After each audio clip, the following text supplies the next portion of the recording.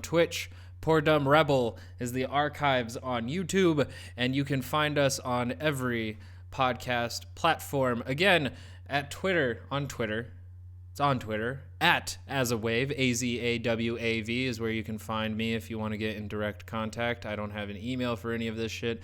I am just a floating talking head trying to find news to suck the blood out of and spit out pure toxicity. Anyways, we are continuing on with the town hall debates well after they've happened, just to get a little bit of perspective without all the bullshit in the way. And guess what? We did Trump. Now it's time to get in with the Biden. I got my water. If you don't have any water with you, please drink some. Water's really good for you. I got like a giant jug here. Oh yeah. I'm gonna try and not eat any of the ice. That's like a problem that I have when I record most of the time. But let's get it. I have to fast forward. Good evening from the National Constitution Center. Oh, and I'm probably gonna do the same thing as bump the speed up. So it might sound a little bit weird for those not used to this speed, but it allows us to get through it a bit quicker, especially since Joe Biden's a bit of a slower talker. So let's go. In Philadelphia, our town hall with Joe Biden starts right now. This is an ABC News 2020 with an dominating achievement moment and special edition of 2020 of Vice President and the People. Now reporting, Chief Anchor George Stephanopoulos. And welcome to our town hall with Joe Biden. Mr. Vice President, welcome to you. Good to be with you. We're here with a group of Pennsylvania voters. You can see they're all appropriately socially distanced tonight. And they're a group of, some are voting for you. Some have said they're voting for President Trump. Some are still undecided. And we're going to try to take questions from as many of them as we can tonight. And we're going to start with Nicholas Fedden. He's from Jenkintown, Pennsylvania. That's close to here in Philadelphia. Well. You're a Democrat.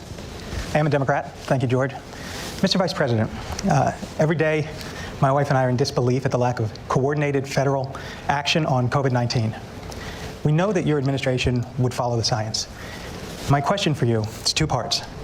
First, looking backwards to when this country first became aware of COVID-19, what would following the science have meant in terms of actual policy?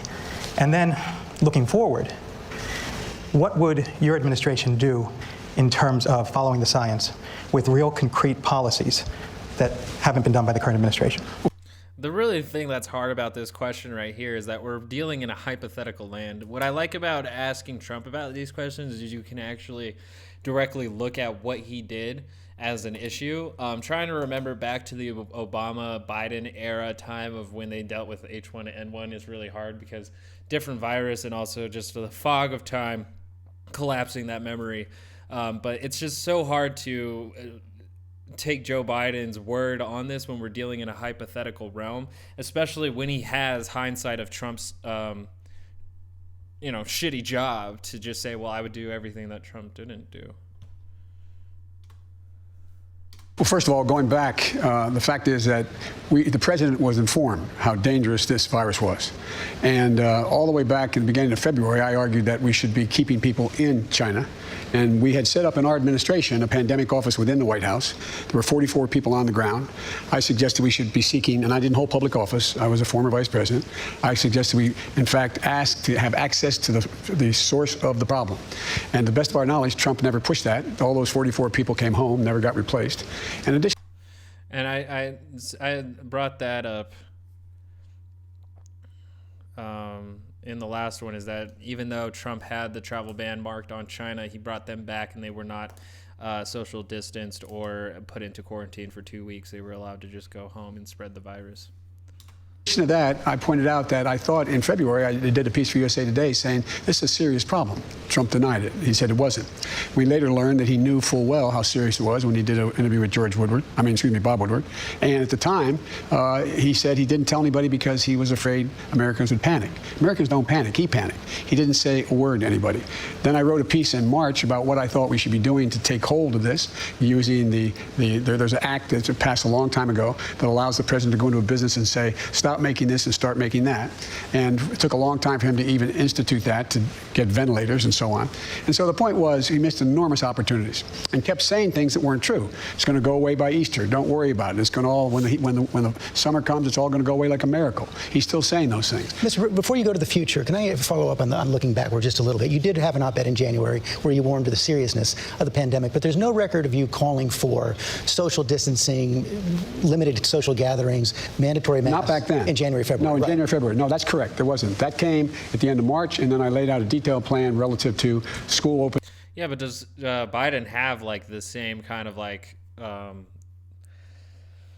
what are they called? The same kind of counsel around him that the president does. So, you know, calling Joe Biden out for not advocating for these certain things at the same time that the president wasn't doing it, it's just like, well, he didn't have direct contact with Anthony Fauci, or even like the scientists of China, because who knows like how much Wuhan scientists were actually communicating with American diplomats to tell us the exact information or nature of this virus. Openings in June and July, and I talked about, by that time the science was becoming clearer and clearer of how this was spreading so rapidly.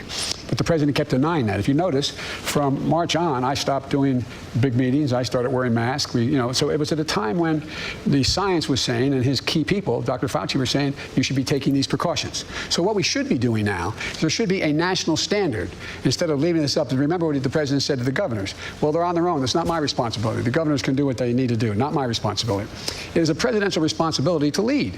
And he didn't do that. He didn't talk about what needed to be done because he kept worrying, in my view, about the stock market. He worried if he talked about how bad this could be unless we took these precautionary actions, then in fact the market would go down. And his barometer of success in the economy is the market. Thirdly, what we didn't do is the president had an opportunity to open and allow schools and businesses to stay open if they got the kind of help they needed. So the Congress passed a couple $1 trillion worth of help, and what happened was most of that money, significant portion of that money, went to the very wealthiest corporations in the country, didn't get to the mom and pop stores. So you had 1 in 5, 1 in 6 minority businesses closing, many of them permanently, people being laid off. And then what happened was when the first tranche of the first round of money for unemployment, enhanced unemployment, went by, he didn't do anything. He didn't do anything.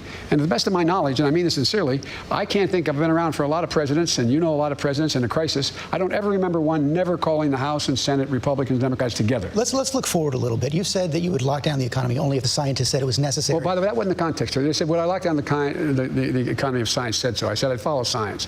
But I don't think there's a need to lock down. But I want to press you on that point. Sure. You've been in the Oval Office for 8 years with President Obama. He would always say that only the hard to solve problems get to his desk. What is most likely to happen is the scientists will disagree. The scientists will disagree with the economists. So the question is, how are you going to decide this? Who are you going to listen to? And how can you contain the pandemic without crushing the economy? Well, you can contain the pandemic by being rational and not touch the economy. For example, I laid out a plan how you can open businesses. You can open businesses and schools if, in fact, you provide them the guidance that they need as well as the money to be able to do it. What's happening now is we know, for example, if you can open a business and you could have a sign on the door saying safe to come in, that's why people aren't going anyway when they're open, and say because you have social distancing, you have plastic barriers, when you go to the cashier, you have separators between the booths, you don't have large crowds, you reduce the size, the number of people you can have in the restaurant, you make sure there's testing, that's a really critical piece that he didn't do, testing and tracing, and you make sure that people are equipped going to schools. You know, the government initially said they're going to provide masks for every student and every teacher. Then they said, no. FEMA said, the president or whomever said, no, that's not a national emergency. Not a national emergency. We need more teachers in our schools to be able to open smaller pods. We need ventilation systems changed. There's a lot of things we know now, and I laid them out in some detail. Now, again, when I say I laid them out, I'm not an office holder. I'm running for office. It's not like I'm still vice president or I was a United States senator pushing this. So I don't want to say I. But we did lay out exactly what needed to be done. And take a look. We make up 4% of the world's population. We have 20% of the world's deaths. We're in a situation where we have 210,000+ people dead. And what's he doing? Nothing. He's still not wearing masks and so on. We're getting some more questions on COVID. Sure. The next one comes from Kelly Lee. She's from Philadelphia. Thank you. I think the unfortunate thing is that Biden does have the opportunity to say that I would have done more than Trump did because Trump did the bare minimum, if anything at all. And that's why, he says, well, 2 million people could have died. They said 2 million people were going to die, and it's like, well, yeah, if you did absolutely nothing, that's that's exactly what Joe Biden is still accusing the president of doing, is that he still didn't do as much as he possibly could have in that situation to try and alleviate the at least impact of the virus, which you can make that case for, because in these other democratic Western nations, they were able to keep their death rates at a very low amount, alongside the amount of their cases. Republican, voted for Donald Trump in 2006. Actually, let me see something real quick. Let's just see.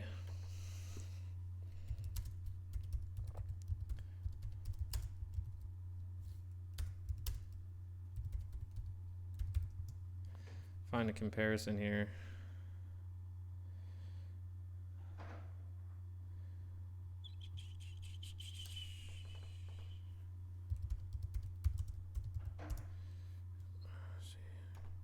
I don't think the UK would be a good one. But they also have different city structures and a lot of other variations that would... Oh my God. See, their cases in Norway never reached like above... they have total cases of 16,000. Much smaller country. Very small, much smaller. But obviously, like, not even near the same kind of devastation. The United Kingdom looks like to be suffering most of it. Let's try and get France in there. 16,000 cases there. France has 897,000. Starting to see a more higher increase now in the winter months.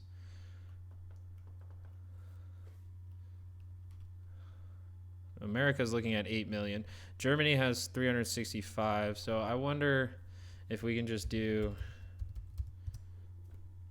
Europe. Total cases worldwide. That's hard. Because it would be tight to get like the EU together, because I feel like that's closer to the American population.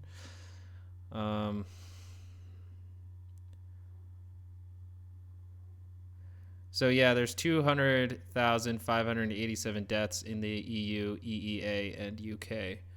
And together, their combined is 4,799,000. So, I mean, you have to really take that into account, because these are significantly smaller nations compared to the United States.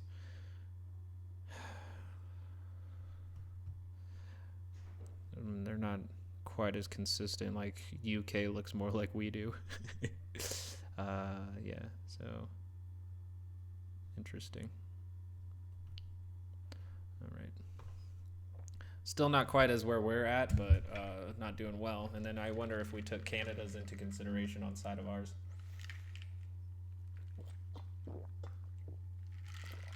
I don't think I've ever checked how Canada's doing.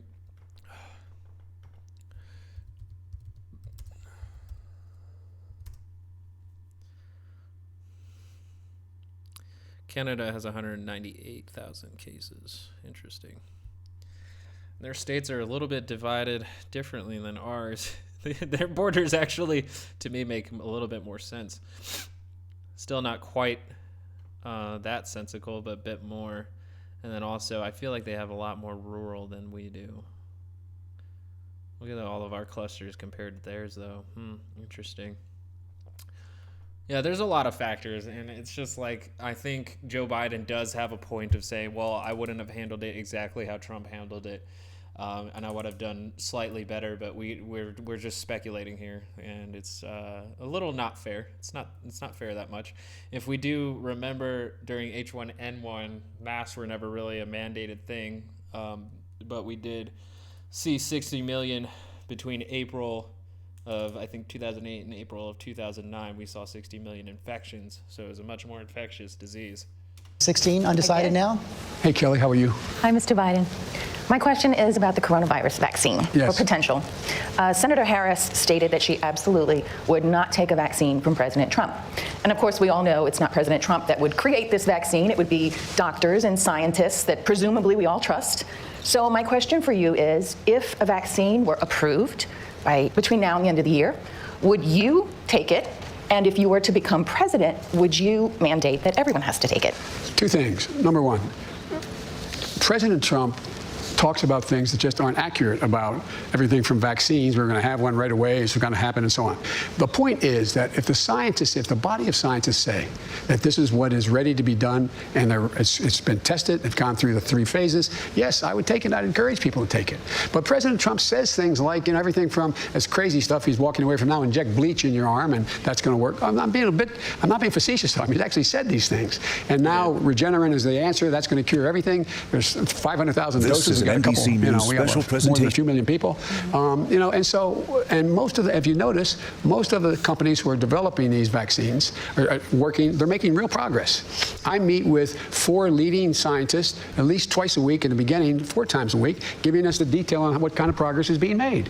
And right now, they do the right thing. When they run into a serious problem, they halt the test. They don't continue until they figure out what the problem was. They're not there yet. And the most scientists say it's not likely to have a vaccine that would be available until the beginning of next year, into the spring of next year. And in the And then just recently, the WHO said that young people may not be able to take the vaccine until 2022. Let's see, World Health Organization.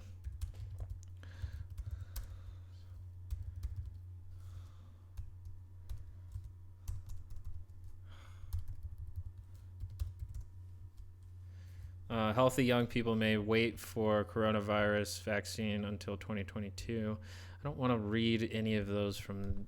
Is there someone else that I can find here that isn't a U.S. news outsource or source here? Because it would be fucking great to get somebody a little bit outside of our fucking our election year right now to talk about this.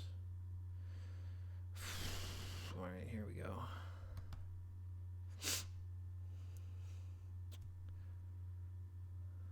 This comes from Aora.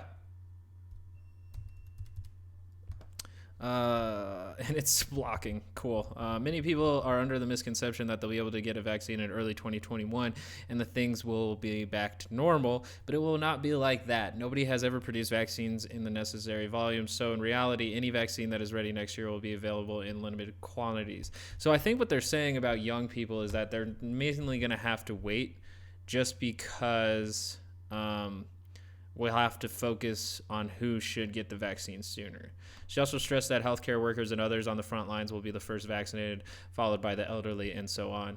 So, yeah, younger people who, can usually suffer from milder cases and don't need as much medical treatment will have to just continue on, stay strong, and wear a fucking mask. Sorry. Meantime, what I worry about is the same thing with Regeneron, which is a useful a useful tool. But what's happening is there is no plan to figure out how to distribute it. How many, we have 500,000, vials of it. Well, we don't have all the testing equipment. We don't have all the ability to get it to the people who need it.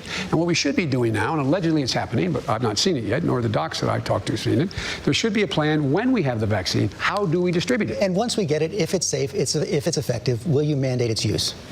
The answer is, depending on how clear. There's vaccines, they say, have a very positive impact, and they're going to affect positively 85% of the American public. Or there's others say this vaccine is really the key. This is the golden key. It depends on the state of the nature of the vaccine, when it comes out, and how it's being distributed. That would depend on. But I would think that we should be talking about, depending on the continuation of the spread of the virus, we should be thinking about making it mandatory. How could you enforce that? Well, you couldn't. That's the problem. Just like you can't enforce measles. You can't come to school unless you have a measles shot. You can't. But you can't say everyone has to do this. But you would, just like you can't mandate a mask. But you can say you can go to every governor and get them all in a room, all 50 of them as president, and say, ask people to wear the mask. Everybody knows. And if they don't, fine. And they don't, no, not fine. Then I go to every governor, I go to every mayor, I go to every councilman, I go to every local official. Say, mandate the mask. Say, this is what you have to do when you're. See, Joe's not specifically he kind of has the same air of a politician that thinks the American people are dumb. It's like, well, we'll have to mandate it if people aren't doing it and then have to have legal consequences in that.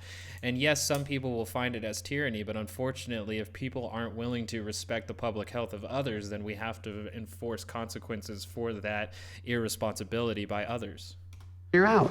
Make sure you encourage it being done. Look, George, you and I know, and I think you do too as well, the words of a president matter. Absolutely. No matter whether they're good, bad, or indifferent, they matter. And when a president doesn't wear a mask or makes fun of folks like me when I was wearing a mask for a long time, then, people say, well, it mustn't be that important. But when a president says, I think this is very important, for example, I walked in here with this mask, but I have one of the M95 masks underneath it. I left it in my dressing room, the room I was in before I got here. And so I think it matters what we say. And we're now learning that children are getting the virus, not with as serious consequences. But there's been no studies done yet on vaccines for children. So there's a long way to go, but we can make progress in the meantime and save lives. And the last point. I like that because Trump does make those pie in the sky promises where Biden's at least willing to be pragmatic here, or at least realistic that we have a long way to go. I think an actual leader and a leader by example would say this is going to be the hardest battle that we've ever faced in America since the Great Depression or since the Spanish flu. But we've conquered it before and we will conquer it again. But we have to do what is necessary in order to do so. And I think he is toting that line almost right there. But unfortunately, he is just not as sharp as he used to be. I have to admit that because he has things that he has to say, but he just can't quite say them perfectly enough. God damn it, I wish we had Bernie. I'll make. If you listen to the head of the... Bernie's old, but the thing is, though, is I feel like he was actually really forefront and aware and conscious of all of these issues and exactly how to go about them. He spoke the people's language as much as Trump did as well. Of the CDC, he stood up and he said, while we're waiting for a vaccine, and he held up a mask. You wear this mask, you'll save more lives between now and the end of the year than if we had a vaccine. It's estimated by every major study done, from the University of Washington to Columbia, that if, in fact, we wore masks, we could save between now and the end of the year 100,000 lives. And avoid lockdowns? And avoid lockdown, yes. You don't have to lock down if you're wearing the mask. Let's get a question on the economy. Anthony Argyrakis. Thank you. I hope I answered your question. From Canonsburg, Pennsylvania. It's a suburb of Pittsburgh. I mean, you still can't have large gatherings and stuff like that, and you should have contact tracing and free testing, and it's more than just wearing a mask. But, we wouldn't have to do it if people were willing to be more conscientious of their behavior when they go out in public for the amount of time that it takes. Republican, I know vote for President Trump. Thank you, George. Thank you, Mr. Vice President. You stated that anyone making less than $400,000 will not see one single penny of their taxes raised. That's right. But also state that you are going to eliminate the Trump tax cuts. The Trump tax cuts reduces taxes for the majority of workers. I would argue not enough. What is your plan for either extending the tax cuts for the middle class or creating a new plan that further reduces those taxes? I carry this card with me. When I said the Trump tax cuts, about $1.3 trillion of the $2 trillion in his tax cuts went to the top 1/10 of 1%. That's what I'm talking about eliminating, not all the tax cuts that are out there. And by the way, if you just take a look, we reduced the corporate tax rate from 35%, and Democrats and Republicans who were in office thought it should come down to 28%. He reduced it to 21%. You have 91 out of the Fortune 500 companies not paying a single solitary penny. If you raise the corporate tax just back to 28%, which is a fair tax, you'd raise $1.3 trillion by that one act. If you made sure the people making over 400 grand paid what they did in the Bush administration, 39.6%, you would raise another, it goes up to, let me get you the exact number here, about another $92 billion. So you can raise a lot of money to be able to invest in things that can make your life easier. That's the hard thing that we're kind of having a sell on here, though, in America, especially along the lines of the Republican Party and the Libertarian Party, is that they don't really want to pay more taxes because they don't believe that the government has the competence to spend the money and manage the money in the way that it needs to be done. So that's kind of the issue here when he speaks of this. Now, the thing that I want to see, not being a libertarian or a Republican, is that we actually have people properly managing the money to go towards things that people actually need. Change your standard of living by making sure you have affordable health care, by making sure you're in a situation where you're able to send your kid to school, and if you have a student debt, you can deal with it, making sure that your home, you can pay your mortgage. You got 20 million people right now. Mr. Vice President, let me press you on that, though. Sure. You're going to raise the corporate tax. You're going to raise taxes on the wealthy. Is it wise to do even that when the economy is as weak as it is right now? Another 900,000 people. That's a great question. Moody's did analysis of my detailed analysis of my tax plan and my economic plan. They said, I will in 4 years, Moody's, Wall Street, said, I will create 18.6 million new jobs, good-paying jobs, number one. Number two, and I'll increase, the GDP will grow by $1 trillion more than it would under Trump, and 7 million more jobs than under Trump. And the reason is when you allow people to get back in the game and have a job, everything moves. Everything moves. Right now, you got the opposite. You had last year, during this pandemic, you had the wealthiest billionaires in the world, in the nation. They made another $700 billion. $700 billion. He talks about a V-shaped recovery. It's a K-shaped recovery. If you're on the top, you're going to do very well. And the other thing and if you're in the bottom, or you're in the middle or the bottom, your income is coming down. He didn't explain that very well, but he's at least acknowledging that these things are the factors, is that we're seeing a K-shaped economy. He's not doing a very good job at explaining it. But there are certain industries, and they're the ones of the billionaires who made $700 billion, who did get this trajectory upwards, and then that K that sees their continual increase. And then for other industries and for other workers, you're getting that other side of the K that goes down. That's the K-shaped economy that we're seeing right now. We hit a wall, stagnation, and then we're seeing an increase for some and a decrease for others. And we can obviously see, because the reports have come through, who benefits the most from it. And so far it has been the tech industry and then certain industries that provide for necessities. You're not getting a raise. I don't know what you do. You may get a raise. Hope you're a billionaire. But all kidding aside, but it's about growing the economy. And George, the way out, the reason why I'm so optimistic about economic recovery, more than I've ever been, is we have these 4 crises happening all at once, and one helps the other. For example, we're going to invest a great deal of that money into infrastructure. And to a green infrastructure. We're going to put 500,000 charging stations on new highways we're building and old highways we're building. We're going to own the electric market. You know as well as I do from your... See, like, I want to get excited about 500 charging stations, but like it's so little, and I hate that like the moderate Democrats are so against the Green New Deal, because honestly, paying for the Green New Deal now will be expensive. True, but it will not be as expensive as the costs that we're going to have to pay to actually fight against the climate that it will be trying to kill us, forcing refugees and many people to move from where they live. We're already starting to see that happen. There was evacuations in California during their fires. There was evacuations in Oregon during their fires. That's property damage created by climate change that is going to cost money to either repair or replace with different buildings. Who knows what they're actually going to do with all that burnt wildlife. And then there was even just recently evacuations in Colorado. So we're seeing this happening right now. The cost building up of repairing the country rather than preparing the country.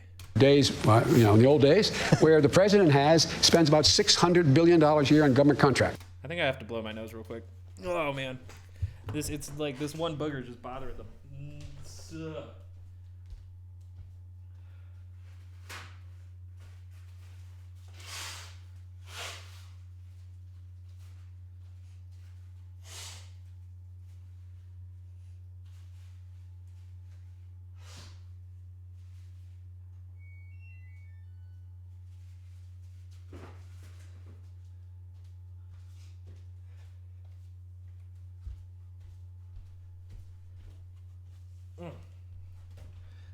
Hell yeah, I fucking wrecked that booger.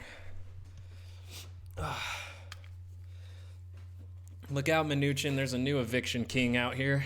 He's removing boogers. All right, let's get back to it. Everything from making sure they have aircraft carriers to automobile fleets for in the United States. If you make and it's not violation of any international trade agreement, made in America. If you actually insist that, whatever that product is, made in America, including the material that goes into the product, it's estimated we're going to create somewhere between another 4 and 6 million jobs just by doing that. But what's happening now? Under his trade policy, a lot of this is going overseas. You get a benefit from going overseas if you have much of it being made overseas. Trump says that his policy is the opposite, but here's the thing is that like most of this is also neoliberalist policies because it is cheaper to produce most of the manufacturing outside of the United States, especially since we actually get most of the materials also outside of the United States. The United States is no longer a production state unless it comes with like information, data, and military. All this manufacturing that has anything to do with like luxuries or commodities, not happening. Not happening. So if you send it overseas, you get a 10% tax increase on your on the product. If you make it in America and you bring it back, you get a 10% growth. If you bring back a company and you're going to open up an old facility, you get a 10% tax credit for all you invested. That actually works, George. So there's not going to be any delay on the tax increases? No, well, I got to get the votes. I got to get the votes. That's why, you know, the one thing that I have this strange notion. We are a democracy. Some of my Republican friends and some of my Democratic friends even occasionally say, well, if you can't get the votes by executive order, you're going to do something. Things you can't do by executive order unless you're a dictator. We're a democracy. We need consensus. Got to take a quick break. We'll be right back. I hope I answered your question.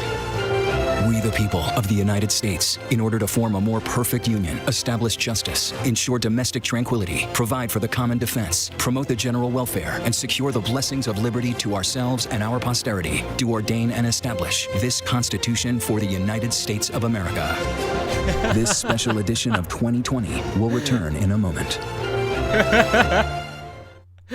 Welcome to Disney. Oh my God, I can't.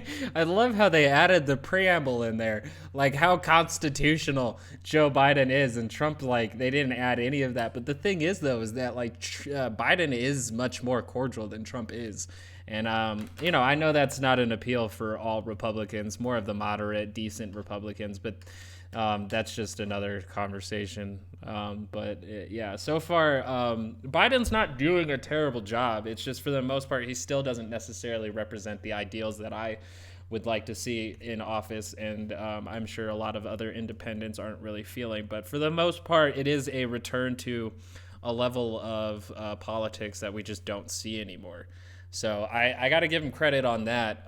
But for the most part, too, we're still... doing moderate policies in what we would consider radical times, to be perfectly honest with you. So I just want that to be considered. These are very radical times right now, especially with Trump as president, because he's one of the most radical Republicans to be in there since Dick Cheney.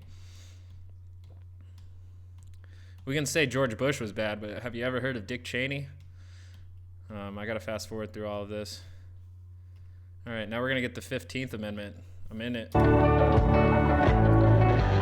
The right of citizens of the United States to vote shall not be denied or abridged by the United States or by any state on account of race, color, or previous condition of servitude. And that's why we take into like a lot of these court cases of like gerrymandering and such and such about like whether or not they're breaking the 15th Amendment. And like it would be interesting to see if Trump tries to evoke that during, you know, the election, or if they try to evoke it against Trump, because Trump also advised that we have poll watchers, his own people be poll watchers. So that's very interesting. The Constitution Center in Philadelphia. Cedric Humphreys, a student from Harrisburg, Pennsylvania, progressive Democrat. Don't jump, Cedric. You look like you're way up there. I'll be okay. Thank you, George. And good evening, former Vice President Biden. Many people believe that the true swing demographic in this election will be black voters under the age of 30. Not because they'll be voting for Trump, but because they won't vote at all. I myself have had this exact same conflict. So my question for you then is, besides you ain't black, what do you have to say to young black voters who see voting for you as further participation in a system that continually fails to protect them? Well, I say, first of all, as my buddy John Lewis said, it's a sacred opportunity, right to vote. You can make a difference. If young black women and men vote, you can determine the outcome of this election. Not a joke. You can do that. And the next question is, am I worthy of your vote? Can I earn your vote? And the answer is, there's two things I think that I care, and I've demonstrated I care about my whole career. One is, in addition to dealing with a criminal justice system to make it fair and make it more decent, we have to be able to put black Americans in a position to be able to gain wealth, generate wealth. And so you look at what that entails. It entails everything from early education. That's why I'm supporting making sure that we in Title I schools, as you know, schools with the least tax base to be able to support their schools. I increased the funding for them from $15 to $45 billion. That allows every teacher in that school to make up to $60,000 bucks. And the problem now is they're leaving the schools. They're not there. We're short about 1.5 million teachers, 1.25 million teachers. Number two, every 3 and 4 and 5-year-old will go to school, not daycare, school. And what all the great universities, including the one you've went to, or went to, in fact, talks about in the last 8 years, what's happened. What happens when you let them go to school, they make up rapidly whatever shortcoming they had in terms of their education prior to that. They have not heard as many words spoken, et cetera, et cetera. What happens is that the studies show that 58% will increase by 58% their chance of going all through 12 years of school and going through successfully. We'll also provide for the ability to bring in social workers and school psychologists. We have one school psychologist in America now for every 1,507 kids. It should be 1 to 500, not just in schools that are poor, but in all schools. Because we learned that, for example, drug abuse doesn't cause mental illness. Mental illness causes drug abuse, the failure to get hold of people and deal with their anxieties. In addition to that, I provide for $70 billion for HBCUs for them to be able to have the wherewithal to do what other universities can do, because they don't have the kind of foundational support they need. And so that would allow them, for example, like we did in our administration, the president allowed me to go down and we awarded a cybersecurity laboratory, ability to compete for a cybersecurity laboratory. The federal government spends billions of dollars a year on universities because they're the best kept secret or where most of the major inventions come out of. And so that school now will be able to produce young black women and men who are going to go into a field of the future that's burgeoning, cybersecurity. And that's what's going to help a great deal. In addition to that, if you're a young man about to graduate, or you graduated from school and you want to own your first home, well, it's awful hard to get the money, depending on the background, what your economic background is, to get a down payment. So we're going to guarantee first-term home buyers a $15,000 down payment for first-term home buyers. In addition to that, what all the studies now show, and I've been arguing this for a long time, is young black entrepreneurs are just as successful as white entrepreneurs or anyone else given a shot. But you can't get the money. Where do you go to get the startup money? So what President Obama and I did, we had a program. We took $1.5 billion, and we invested it in all the SBAs around the country, in the state SBAs, small business associations, and that generated $30 billion came off the sideline. Because if you have a guarantee of $200,000 for your new startup enterprise, young entrepreneur, you're going to be able to attract, if it's government money as a guarantee, you'll be able to attract another $100,000. It generated $30 billion. Well, I'm changing that program, and I'll get this done without much trouble, I believe, in the Congress, from $1.5 billion to $30 billion to $30 billion. That'll take $300 billion off the sideline and grow, because and for example, if you, in fact, and I were the same age and we split our differences, if we were the same. I just want to say that, like, his math is so bad. It's so bad. His brain is just fumbling on the math. It's so bad. Same age, and we went to the same builder to buy us each the same home. But my home was in a white neighborhood on one side of a highway, and yours is in a black neighborhood. Same exact home. Your home will start off being valued 29% less than my home. Yet your insurance for that home will be higher. You'll be taxed more for it. We've got to end this. That's what got me involved in politics in the first place, a thing called redlining. We can change so much that we can do so much. He acknowledged it exists. That's some points. That's some points there. Much to change the circumstances to give people a real opportunity. Cedric, did you hear what you needed? Oh, I'm sorry. I just said, do you hear what you needed to hear? I think so. Okay. Well, there's a lot more. If you're going to hang around afterwards, I'll tell you more. Okay. I mean, yeah, he's basically saying that through government assistance that we can find you a lot of ways to help you. But at the same time, too, that's the sort of thing that Candace Owens has been kind of campaigning against, is that she believes that the Democratic Party puts like these welfare programs, as they call it, to put black people dependent on the government to help them succeed, which perpetuates the system of black people being victims. And I respect Joe Biden's answers, because his answer was basically by saying better funded government programs can help uplift the black community. I'm just not sure every answer specifically had to deal with the black community, but it all does have to start with that analogy of how the race was, with white supremacy giving a head start to all the white people in America, and black people really needing to be brought to a certain point in the race to be able to not compete, but actually just have the same kind of opportunities. But, for the most part, too, he should have said, well, first off, I need to bring back critical race theory and the 1886 project, or the 1819 project? What the fuck was it called? Shit. I see, and this is like my school didn't teach it, so it's not like I fucking. I think it was an 1819 project, right? Yeah, 1819 project. 1619 project. I apologize. 1819. God. Bring back the 16, which is, you know, that one, it's had its own controversy, but basically bringing back critical race theory, and then also maybe even talking about having better opportunities in predominantly black neighborhoods, because we still, even though we don't have specific discrimination laws that keep people in certain areas, we have other systemic issues that keep people in low income, low opportunity areas that tend to push them towards joining or doing illegal activity to make more money than they ever would by playing the game straight. That's something that happens in not just black neighborhoods, but poor neighborhoods or even poor countries. No, but I really mean it. It is the key. Look, this is the way every other, how do most, like my dad, he lost his job up in Scranton. And it took him 3 years to be able to move down to Delaware, to Claymont, Delaware, a little steel town, and send us home to our grandpop to live with him. We finally got back. We lived in apartments, became 6 and 8 housing. Much later it wasn't. It was just normal apartments. But it took him 5 years to be able to buy a home. Well, we bought a 3-bedroom home with 4 kids and a grandpop living with us, but it accumulated wealth. You build up wealth. That's how middle-class folks make it. They build up wealth. Then he was able to borrow a little against that to be able to help us get to school, those kinds of things. It's about accumulating wealth.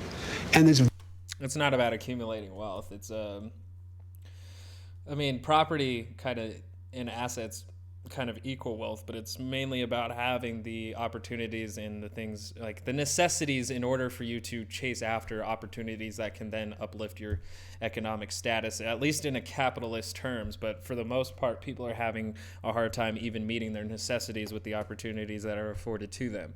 So I'm not sure if he's able to actually directly answer how he would make it a better situation. You're behind an 8 ball. The vast majority of people of color are behind an 8 ball. And it's the same way what's going on now with all this money that's been voted. What's happened? You go to the bank if you're a black businessman, and the president fired the only inspector general to oversee all this help coming from the Congress. And what happens? You go in and they say, do you have an account here? No. Do you have a credit card with this? No. Have you borrowed from us before? No. We bail these suckers out. They're not liable for any of the money. But they still won't rent it. They still won't lend it to you. We got to change that. It's about accumulating wealth. Want to get another question in here from Angelica Portalis? No, not at all. Garnet Valley, Pennsylvania. Hi. Republican who voted for President Trump last time. Thank you, George. Thank you, Vice President Biden. Nice to meet you. What's your view on the crime bill that you wrote in 1994, which showed prejudice against minorities? Where do you stand today on that? Well, first of all, things have changed drastically. That crime bill, when it voted, the Black Caucus voted for it. Every black mayor supported it across the board. And it didn't. The crime bill itself did not have mandatory sentences except for 2 things. It had 3 strikes and you're out, which I voted against in the crime bill, but it had a lot of other things in it that turned out to be both bad and good. I wrote the Violence Against Women Act, that was part of it, the assault weapons ban, and other things that were good.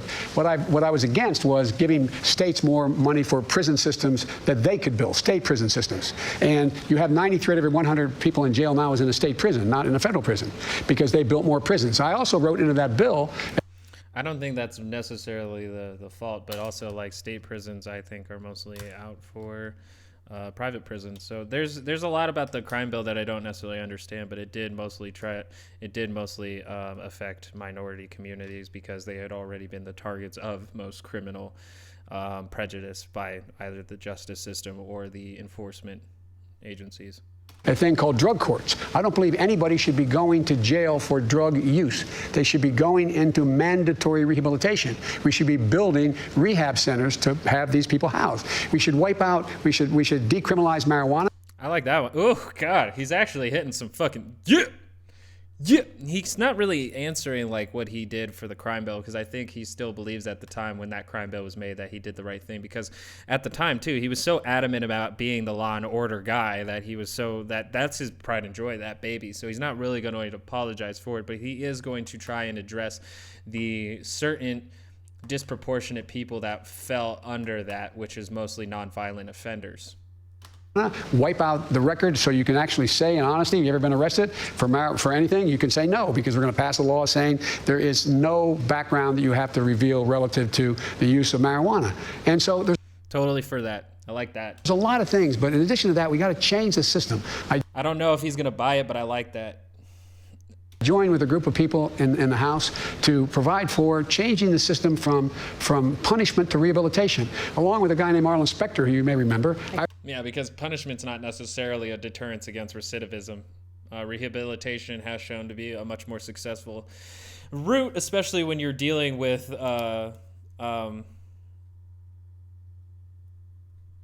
when you look at European nations. I always compare us to European nations because, you know, they have Western philosophy in them, but they tend to have a bit more of like a democratic socialist vibe to them. I wrote the Second Chance Act. But in the meantime, an awful lot of people were jailed for minor drug crimes after the Exactly right.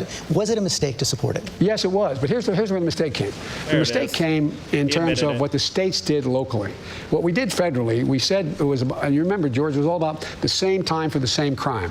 What I had done as chairman of the Judiciary Committee, I took the 10 Circuit Courts of Appeals, took some really brilliant lawyers working for me in Judiciary. We did a study, and we determined what happens if, for the first, second, third offense, for any crime in the criminal justice system, at the federal level, if you're a black man, it's the first time you committed robbery, how long would you go to jail on average? If you're a white man, how long? Black man would go to jail on average 13 years, white man 2 years. I go down the list of every single crime. So we set up a sentencing commission. We didn't set the time. Every single solitary maximum was reduced in there. But what happened was it became the same time for the same crime. So it said you have to serve between 1 and 3 years. It ended up becoming much lower. Black folks went to jail a lot less than they would have before, but it was a mistake. Let me ask another follow-up on the crime bill. It also funded 100,000 police back in 1994. You've often said that more cops clearly mean less crime. Do you still believe that? Yes, if in fact they're involved in community policing, not jump squads. For example, when we had community policing from the mid-90s on till see, more cops equals less crime. I'm writing this down. And he's talking about community policing, which is basically like the patrol officers, and it's still not true, because in the highest crime-ridden places, you have the most cops patrolling it, and it still doesn't show any reduction in crime whatsoever. The obvious causation correlation that fits between them, even though causation is not correlation, is poverty. And so they tend to focus in cops on low-income neighborhoods because that's where most of the crime is. Cops don't actually prevent crime or decrease crime. They only really enforce the law against it. So the only way to actually decrease the amount of cops that you have in a neighborhood is by having more opportunities for people to do things within the lines of legality, which I'm not sure how we're going to necessarily fix that without bringing more opportunities and education into these neighborhoods, which means more government funding. Unfortunately, as Trump defunds the government, that means that's going to bring less of those opportunities because corporations aren't going to see those opportunities in those areas. They're not. They're going to see low-income people who are worth a McDonald's and a KFC. Bush got elected. What happened? Violent crime actually went down precipitously. Remember the significant rise in violent crime that was occurring in the late 80s into the 90s. It went down, and fewer African Americans were arrested because you had the requirement. The cops didn't like it. They didn't like the community policing because you had to have two people in a vehicle. They had to get out of their cars. They had to introduce themselves to who owned the local liquor store, who owned the local grocery store, who was the woman on the corner. And what they would do, George, they'd actually go and give people their phone numbers. A cop would give the phone number. So if Nellie Smith was on the second floor, I mean, they still do that, and I mean, most of the time you can get there's not been any decrease on community policing, so I don't know why he's going at this angle. If anything, that's always just been on the increase, and then on top of it, too, we have been militarizing the police even more so, and then the other kind of police form that he's talking about, which is like jump police, I think he named it, which is basically like SWAT and then DEA and all of those others. All of them, every single form of police has been militarized, upfunded, and it's just been in all the wrong areas.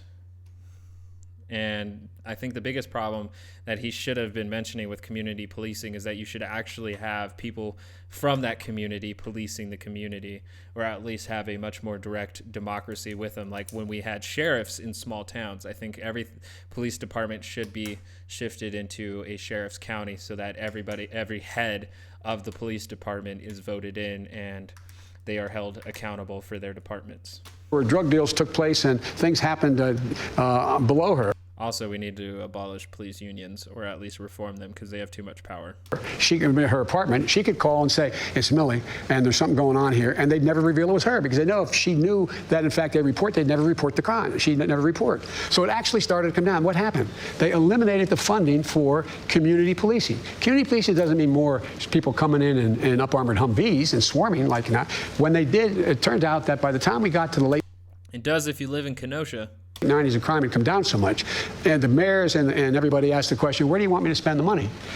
They say, well, only 1% thought violent crime was a problem. It was as high as 22%. Right now we have a systemic problem. How do you get the kind of policing, prevent the kind of policing? You have to change the way in which they police. One of the things I'm going to do, George, is what is set up. He didn't answer. Like, he didn't let him finish the question. That was a very Trump thing to do there. National study group made up of cops, social workers, as well as made up of the black community and the brown community to sit down in the White House and over the next year come up with significant reforms that need to take place within communities. You have to bring them together. One of the things I've observed is, the neighborhood I grew up in Claymont, you either became a cop, a firefighter, or a priest. I wasn't qualified much to do any one of them. But here's the deal, all kidding aside, most cops don't like bad cops. Correct. They don't like it. Correct. And so what happens is they get intimidated into not reporting. So one of the things we do is there has to be transparency available. We have to be able to go in at the... If most cops don't like bad cops, how are the good cops intimidated against reporting? Why would the good cops be reprimanded for outing the bad cops if there are more good cops than bad cops? So that's a curious distinction that I would like a little bit more information on. The federal level, be able to go in and check out whether or not there's systematic problems within police departments. If, in fact, a cop needs to be tried, it's not the prosecutor in the community, in the district where they're. You got to go outside the community to get another prosecutor to come in and handle the... That's not necessarily even the ideal either, because, like, in the case of Michael Brown, which had Eric Holder, I believe, was Obama's DOJ or AG, and we had William Barr for Breonna Taylor's.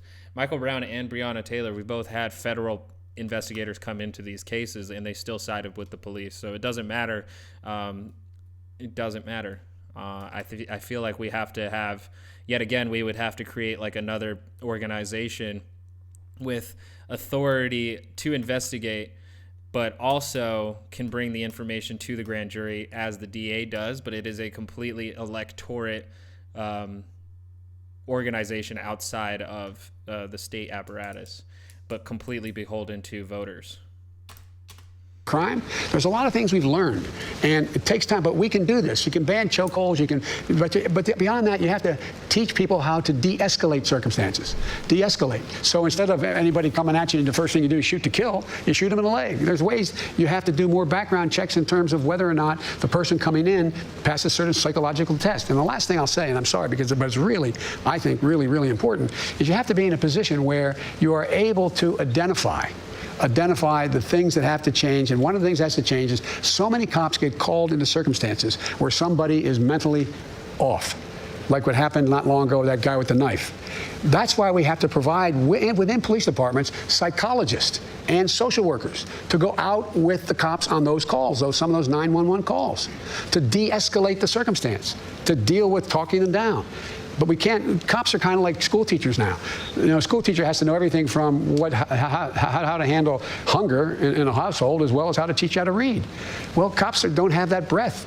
And there's... Yeah, but even if teachers are taking that into their job description, are they getting the necessary resources to do so? A lot of things we can do. We shouldn't be defunding cops. We should be mandating the things that we should be doing within police departments and make sure there's total transparency. Got to take another quick break. We'll be right back. I don't know the answer.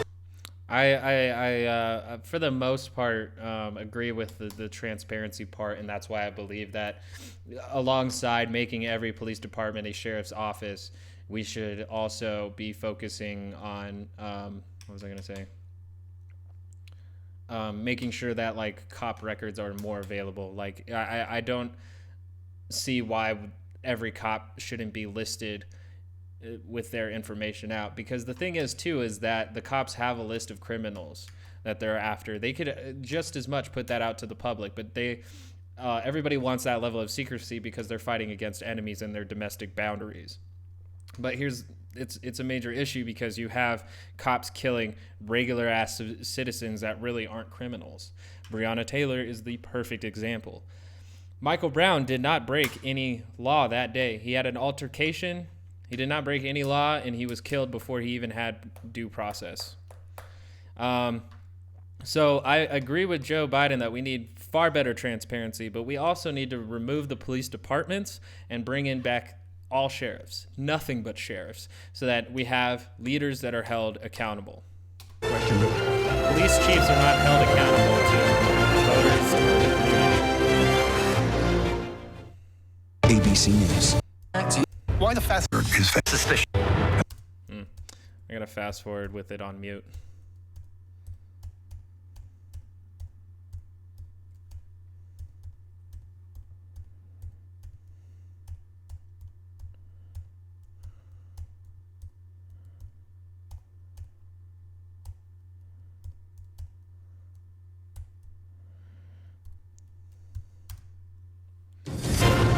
He shall nominate, and by and with the advice and consent of the Senate, shall appoint judges of the Supreme Court and all other officers of the United States. See, and that's how old the Constitution is that it said he shall nominate. Never in 1776 did they think that they were going to have a woman president in the late 1700s. From the Constitution Center in Philadelphia, here again, George Stephanopoulos. It would have been crazy to bring like the forefathers back in a time machine and in 2012 when Obama was voted in for a second term, just to see their reaction and like how they would feel about it, because they were like supreme white supremacists. And the Supreme Court is our next topic. The questioner Nathan Osborne of Philadelphia, Pennsylvania, Democrat. Hi, I'm George, Mr. Vice President. Hey, Nathan. Our country's first Supreme Court gave its first rulings just 2 blocks from here, from 1791 to 1800, and it's become more polarized since then. Merrick Garland didn't get a hearing for all of 2016, and Amy Coney Barrett's being pushed through at the last minute, even though millions have already voted.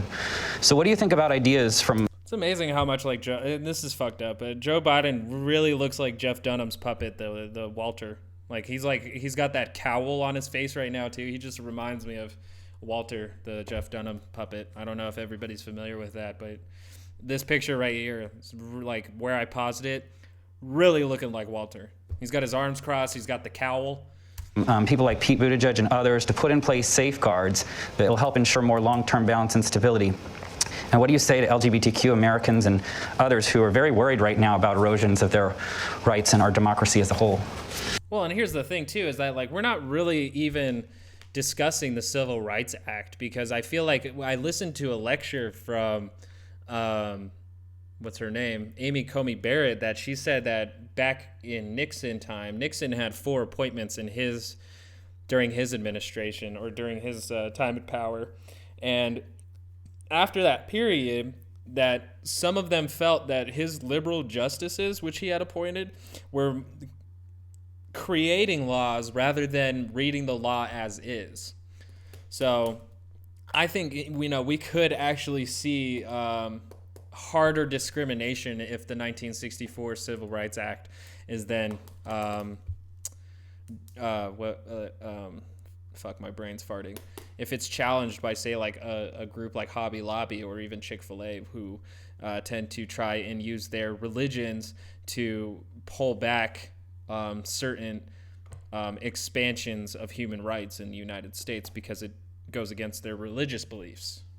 So that extends into Roe v. Wade. That extends into the gay marriage ruling, and that extends into maybe even segregation.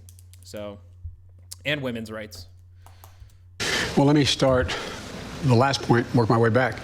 I think there's great reason to be concerned. I was on the road most of the time during these hearings, so I didn't hear many of them. I just got the recaps when I'd get in late at night. I've been going around the country, Florida, and anyway. And but my reading online what the judge said was she didn't answer very many questions at all. And I don't even think she has laid out much of a judicial philosophy in terms of the basis upon which she thinks are there unenumerated rights in the Constitution and the list. So, number one. So I think there's great reason to be concerned for the LGBT community, something I fought very hard for a long time to make sure there's equality across the board.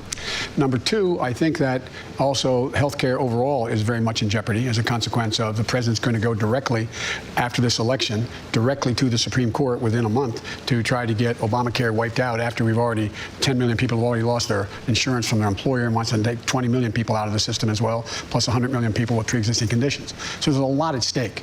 I don't think it's appropriate. I think the Constitution implies, there's no provision in the Constitution. My problem is I made a mistake at teaching constitutional law for 21 years and the separation of powers. The Constitution implies that the way the people have a right to determine who's going to be on the court is how they vote for their senators and their presidents. We seek the advice and consent of the Senate and the president's president for all 4 years, isn't he? No, he is. But once an election begins, by implication, it is inconsistent with the constitutional principles, in my view. You get disagreement among scholars on this. But I believe it's inconsistent when millions of people already voted to put someone on the court. I think it should have been held until... Yeah, but he's taking the Republicans' position in 2016. So both parties are really hypocritical on this specific argument about whether or not they should be confirmed or not. I think what's more important is that we actually focus in on what Amy Coney Barrett actually believes, so that at least the American people are familiar with who we are confirming. This election is over, see what the makeup of the Senate is going to be. The thing is that in the hearing, she wasn't very specific on how she would rule. It's actually more... You get more information on Amy Coney Barrett if you go to like the history of what she, like her previous lectures and her writings, and the idea that she like really admires Anthony Scalia. So that's what's going to inform you more than her hearings. And I don't really think that the argument that we should wait till after the election really matters anymore, because the Republicans broke it in 2016. Not that the Democrats are making the same argument. If the president wins this election, he should be able to. How about that question of expanding the court? Here's what you said exactly 1 year ago tonight at a Democratic debate. You said, I would not get into court packing. I would not pack the court. That's not what you're saying now. Is the nomination of Judge Barrett reason enough to rethink? Boom! He's getting caught in like that Lindsey Graham situation. Lindsey Graham in 2016 said that if we had a president in an election year that we would wait, and you can put me on record on that. Joe Biden's here on record with that, and he got called. And so like this whole thing is just showing that both parties are hypocrites and are willing to do what they need to do to expand their ideology. Think your position. The power of their ideology. The nomination, what I wanted to do, George, if I had answered the question directly, then all the focus would be on what's Biden going to do if he wins, instead of on, is it appropriate what is going on now? And it should stay, this is the thing that the president loves to do. But you should also answer what you're going to do if you win. I am actually all for packing the courts. I don't really give a fuck how many justices we have. If we have to have hundreds of justices, and that even means that we're going to have much more slower results, or even, maybe even more like ineffective government, so be it. Because there is no constitutional law on how many justices we're supposed to have. My ideal Supreme Court wouldn't have a majority on an ideology. It would have a good mix and maybe even a swing vote. Always, like, you could have 4 liberals, 4 conservatives, even though none of them are supposed to be this. None of them are supposed to be ideological or political. They're supposed to be law students. They're supposed to be justices who interpret the law. But, nowadays we have a liberal, what Amy Coney Barrett called a liberal expansive interpretations, and conservative contextual or conservative textual interpretations. And I think right there you can have 4 of each and then drop 1 swing vote in the middle. One who you just never know which way they're going to vote.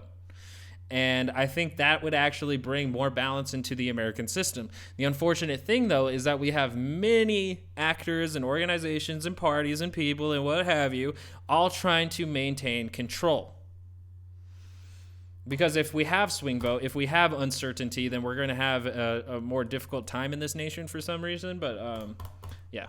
Yeah, I mean, we're just swinging into authoritarianism, so it doesn't matter. We always take our eye off the ball. What's at stake?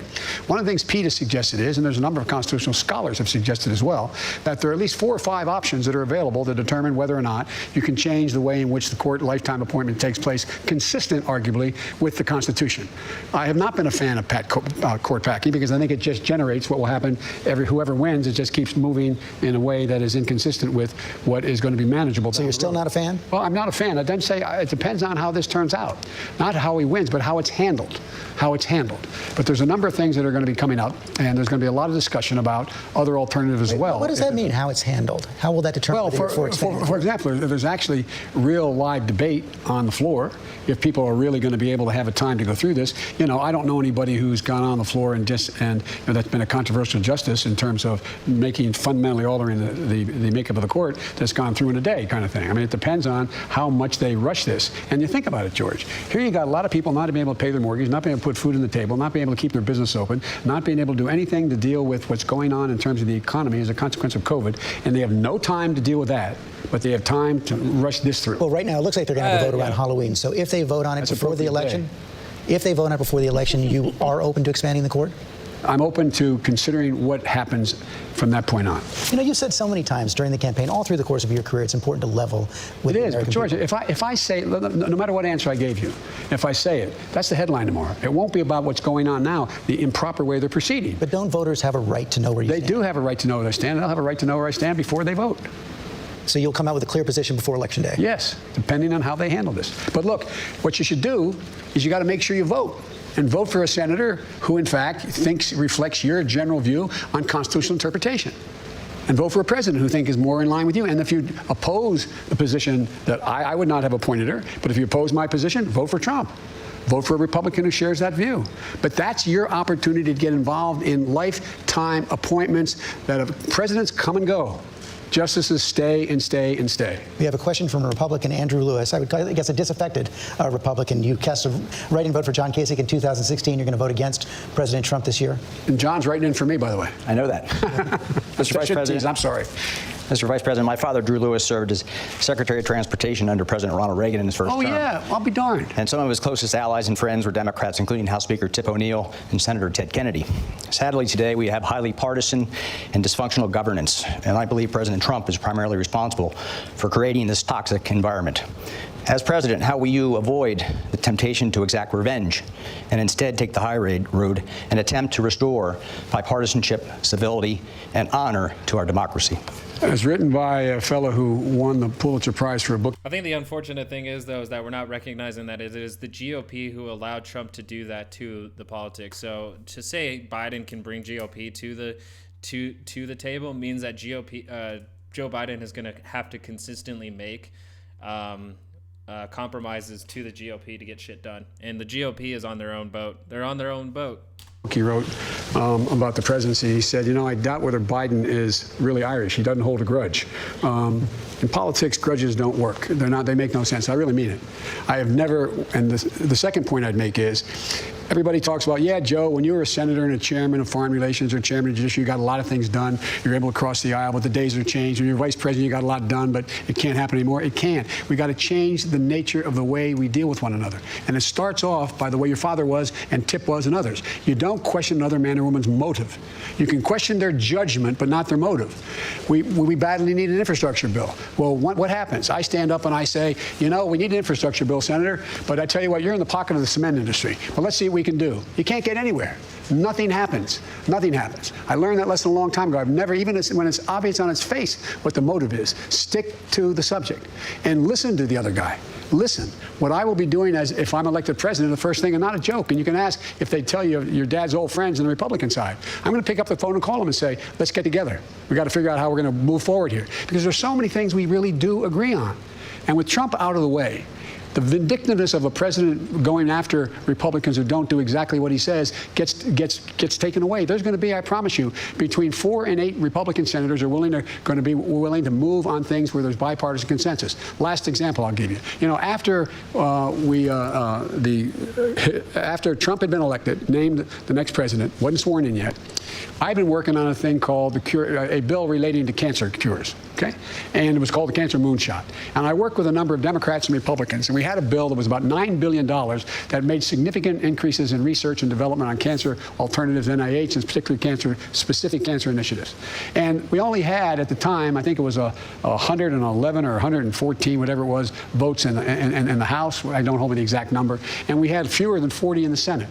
But after he was elected, I got those people together as vice president, and we sat down and we worked it out. And we ended up getting to pass 396 votes in the House and 94 votes in the Senate. And at the end of the day, because it had to do with the Biden cancer moonshot I've been working on, Mitch McConnell stood up, and I was presiding officer, and moved to name the bill after my deceased son, Bo, who had just died. So there are ways to bring this together. But how about the question of political accountability? And is there some tension between that and bringing people together? You know, Robert Mueller laid out a lot of evidence of possible obstruction of justice by President Trump. What would a Biden Justice Department do with that evidence? What the Biden Justice Department will do is let the Department of Justice be the Department of Justice. Let them make the judgments of who should be prosecuted. They are not my lawyers. They're not my personal lawyers. So you're not going to rule it in or rule it out? I'm not going to rule it in or out. I'm going to hire really first-rate prosecutors and people who understand the law, like Democrat and Republican administrations have had, and let them make the judgment. But turning this into a vehicle for as if it's your own law firm, you don't own that Justice Department. You pick the best people you can, and you hope that what they're going to do is they're going to enforce the law as they see it. But he did it again. He just said Trump's intent. Can you remember any Republican president going out there, or former Democratic president, go find that guy and prosecute him? You ever hear that? Or, by the way, I'm being sued because a woman's accusing me of rape. Represent me. Represent me. Personally represent me in the state of New York on my not allowing my tax returns. What's that all about? What is that about? Got to take another break. We'll be right back. The executive power shall be vested in a president of the United States of America. He shall hold his office during the term of 4 years, and together with the vice president, chosen for the same term. COVID-19 was a way. Yeah, I mean, he just did that at the very end, that he implicated Trump's intent on certain legal issues, but that's just something that we're going to have to continue to deal with, because Trump's intent is very obvious. It's selfishness and the desire of power.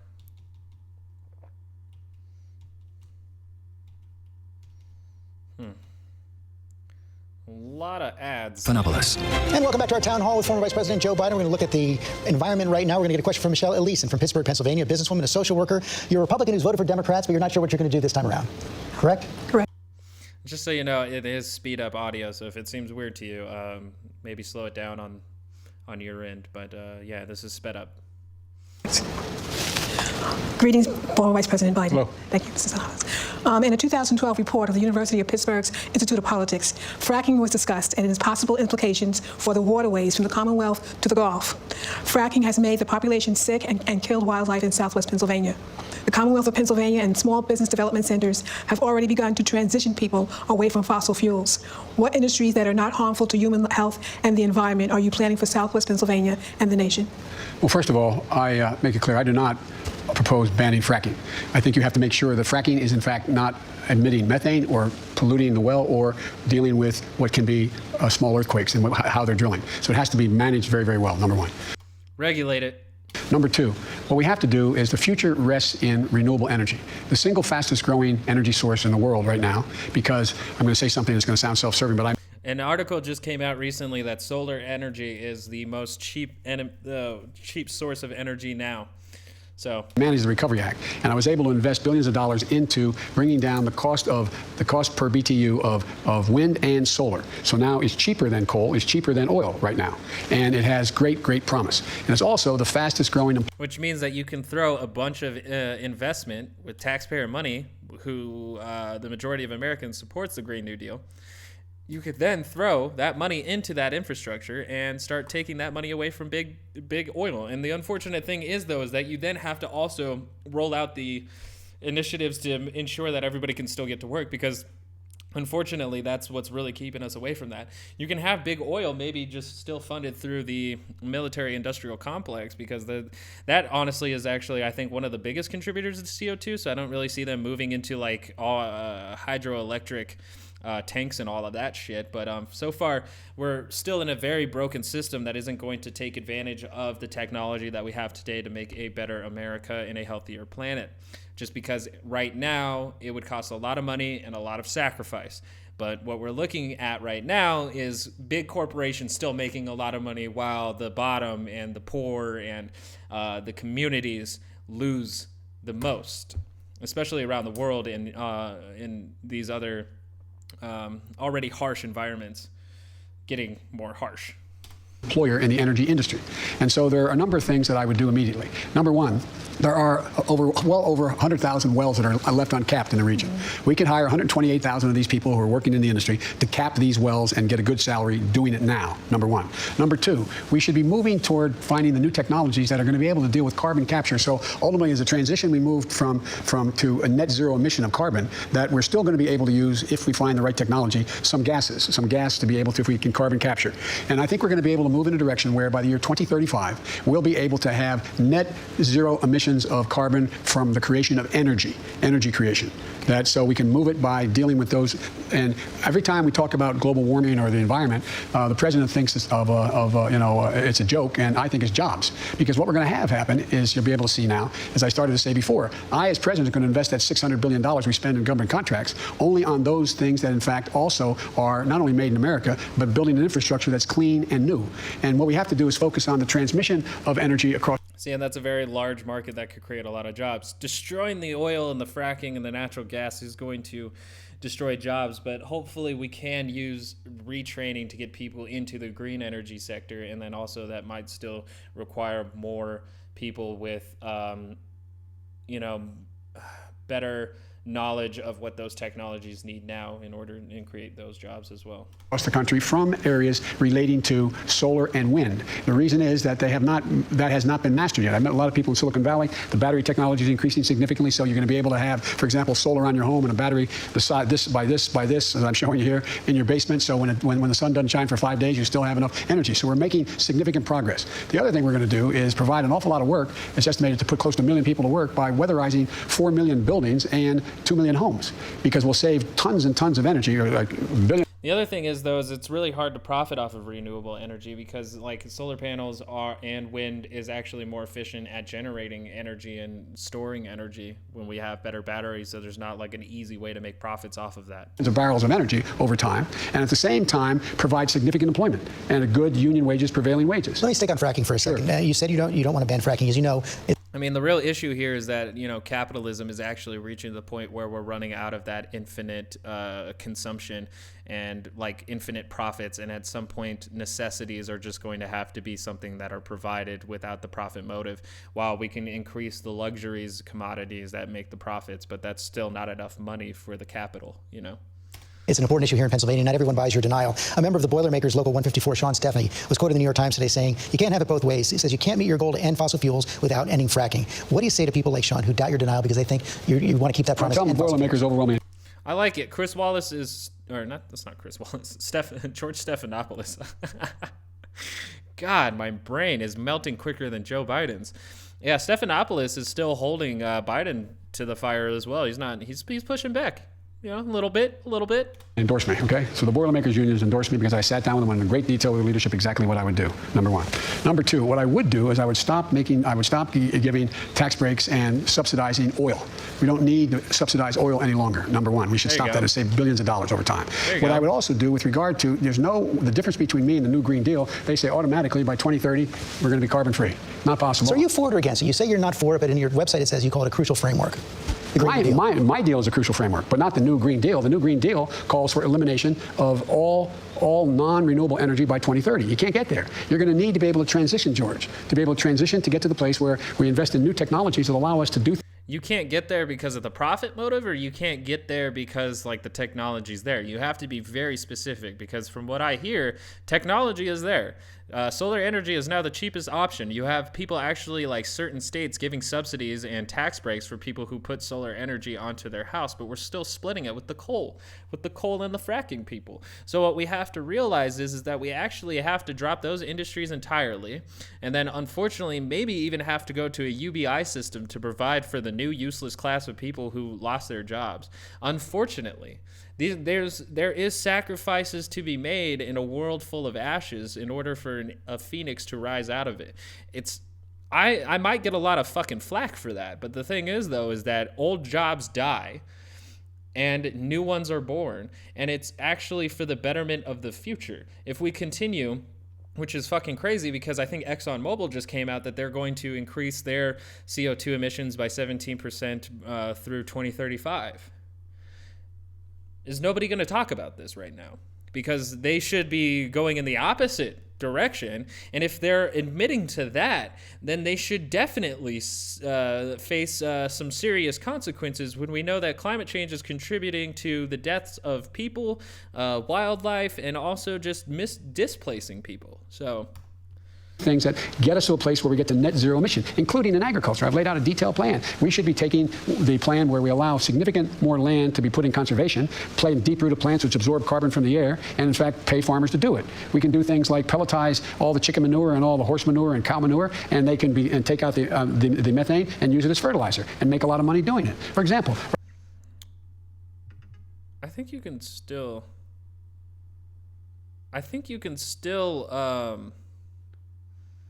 eliminate the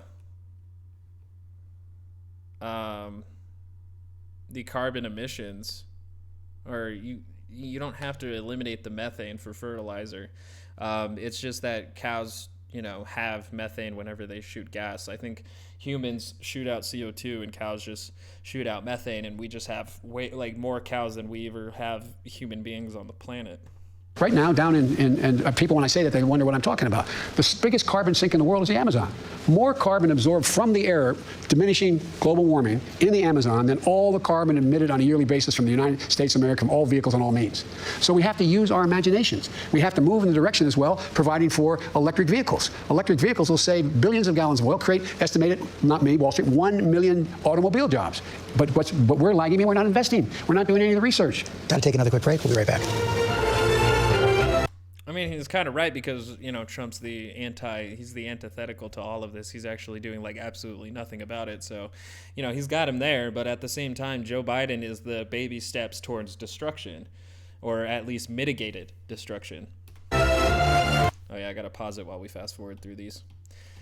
The Trump one didn't have advertisements. Biden's unfortunately does. So I have to mute and quietly move through. But yeah, I wish he was more for the Green New Deal, but I guess it's just too much for moderates to get behind. Because the unfortunate thing is that so far climate change is going to be much more aggressive than we are at combating the effects of it. Welcome back to our town hall with former Vice President Joe Biden. The next question comes from Mark Hoffman, Center Valley, Pennsylvania, conservative, who voted for Trump in 2016. Welcome to Pennsylvania, Mr. Vice President. Good to be back home. I'm from Pennsylvania. Yes, I know. Scranton, right? Yep. So peace is breaking out all over the world. Our troops are coming home. Serbia is talking to Kosovo, and the Arabs. Our troops aren't coming home. Arabs and Israelis are talking peace, which I believe is a modern-day miracle. What's going on? Trade is not peace. We trade with China, but I wouldn't say that we're at peace with them. We're definitely in a Cold War. We trade with Russia, still in a Cold War. Let's see. I don't know if we necessarily trade with Somalia, who we're bombing, or Yemen, or there's definitely certain states it's fascinating how we can just conflate trade with peace. Going on. Does President Trump's foreign policy deserve some credit? A little, but not a whole lot. We find ourselves in a position where we're more isolated in the world than we've ever been. Our allies are go alone. America first has made America alone. You have Iran closer to having enough nuclear material to build a bomb. North Korea has more bombs and missiles available to it. We find ourselves where our NATO allies are publicly saying they can't count on us. We're in a situation as well where in the Far East we find ourselves in the Western Pacific where we're isolated as well. You have Japan and South Korea at odds with one another. China is making moves. So I would say we find ourselves less secure than we've been. I do compliment the president on the deal with Israel recently, but if you take a look, we're not very well trusted around the world. When 17 major nations in the world were asked who they trust more, who's a better leader, and the president came in behind both the international survey, both behind Putin as well as Xi. And look what Putin's doing. You know, you have Americans, bounties on American military's heads in Afghanistan. They have more people there now, by the way, than when we left in Afghanistan. And we find ourselves in a situation where he's talked to Putin 6 times, hadn't said a word to him. And NATO is on the risk of beginning to crack because they doubt our concern whether we're there. You see what's happening in everything from Belarus to Poland to Hungary, and the rise of totalitarian regimes in the world, and as well as this president embraces all the thugs in the world. I mean, he's best friends with the leader of North Korea, sending love letters. He doesn't take on Putin in any way, and he's learned the art of the steal from the art of the deal by Xi in China. So I would respectfully suggest, no, there is no plan, no coherent plan for foreign policy. You know, we've always ruled. And so that brings me in that he named off all of the issues that he has with Trump's foreign policy, but he did give him a little bit of credit, which he said Trump deserves a little bit of credit. But what is that little bit of credit that you should have given him before jumping into that? Because Israel becoming part of the UAE was probably always the plan of the United States government, because basically all that does is continue to legitimize them on the world stage to basically destroy the idea of Palestine. Palestine has none of these rights now. So, yeah, I mean, I'm sure Joe Biden. I feel like Joe Biden even once said he was a Zionist. So, let me see. I want to fact check that real quick. A Zionist being someone who believes in the construction of Israel over the ruins of Palestine.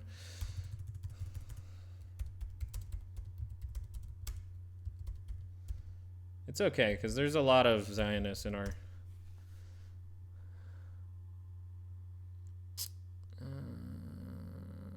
let's see.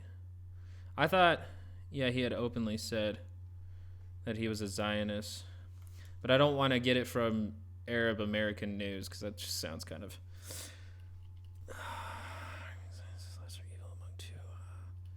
I can't find it. Daily Motion says right here. Hold on, I have to use the restroom. Be right back. Ugh. That video's not gonna just play, is it? Because otherwise, it's gonna play and I'm not here. Israel is not the cause of Iraq. Pollard should be given leniency. Wait, how do you pause this? I'll be right back. There we go.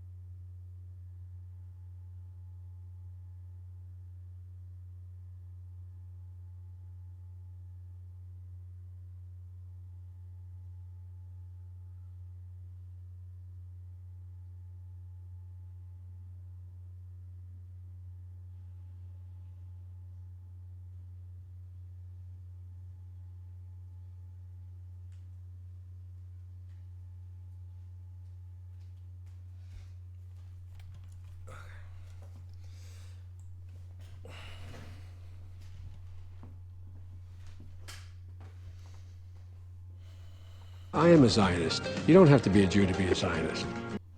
All right, that was it. All right, that's all I needed.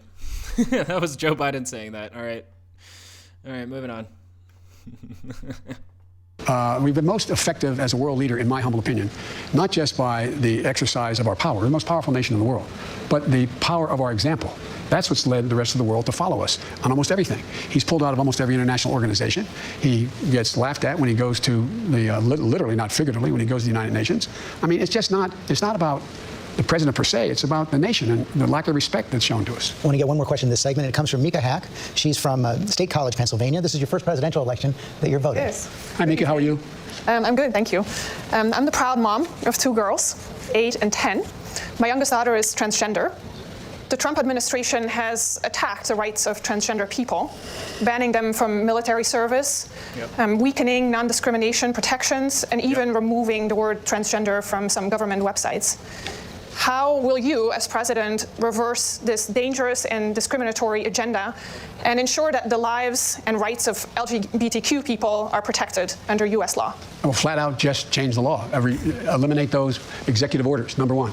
You may recall, I'm the guy who said, I was raised by a man who, I remember I was being dropped off. My dad was a high school educated, well-read man who was a really decent guy, and I was being dropped off to get an application in the center of our city, Wilmington, Delaware, the corporate capital of the world at the time. And these two men, I'm getting out to get an application to be a lifeguard in the African-American community because there was a big swimming pool complex. And these two men, well-dressed, leaned up and hugged one another and kissed one another. And I'm getting out of the car at the light, and I turned to my dad. My dad looked at me and said, Joey, it's simple. They love each other. The idea that an 8-year-old child or a 10-year-old child decides, I decided I want to be transgender. That's what I think I'd like to be. It'll make my life a lot easier. There should be zero discrimination. And what's happening is too many transgender women of color are being murdered. So, I mean, he is a bit more accepting, but it just like the way he answered it was very old man. Just by saying, like, I want to be transgendered, just kind of still rings that, like, I don't fully understand what it's like to be transgendered or to feel gender dysphoria.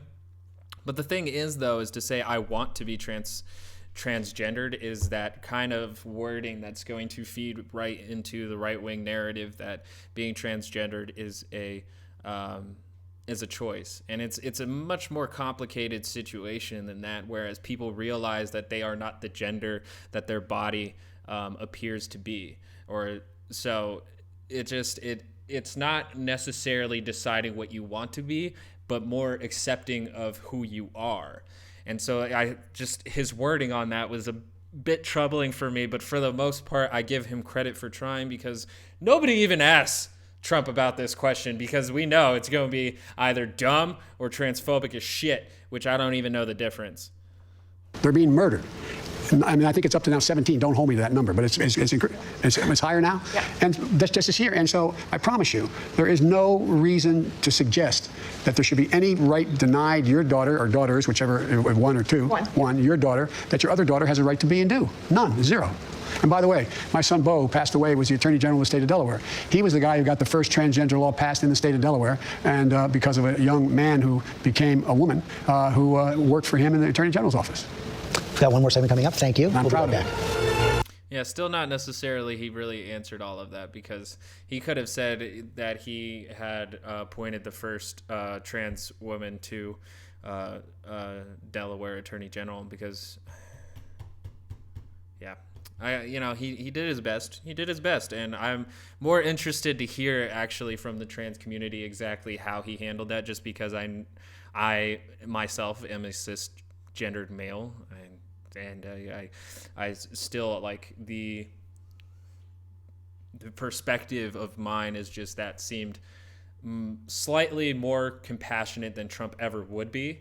Not slightly. It is more compassionate than Trump ever would be, but it still is almost that old man answer of like if this was the 90s and they were talking about gay marriage or being gay. So it's fascinating. And I think Joe Biden was actually one of the first Democrats to come out and say that he was for gay marriage. So, and it happened underneath him and Obama that it became legal for gay people to get married. So, a little bit ahead of the curve on some things, but still very old man answer in a lot of respects. So now we're fast forwarding into the next segment. But yeah, I mean, I at least appreciate that he answered the question in a more empathetic way, which he even did also with the, drug offenders. I like that he's more on the rehabilitation side, because I am on that as well, as that we need to be rehabilitating people who are suffering from drug abuse or drug addiction, rather than constantly just arresting them and punishing them for it. Because the war on drugs wasn't really a war on drugs so much as a war on people. So...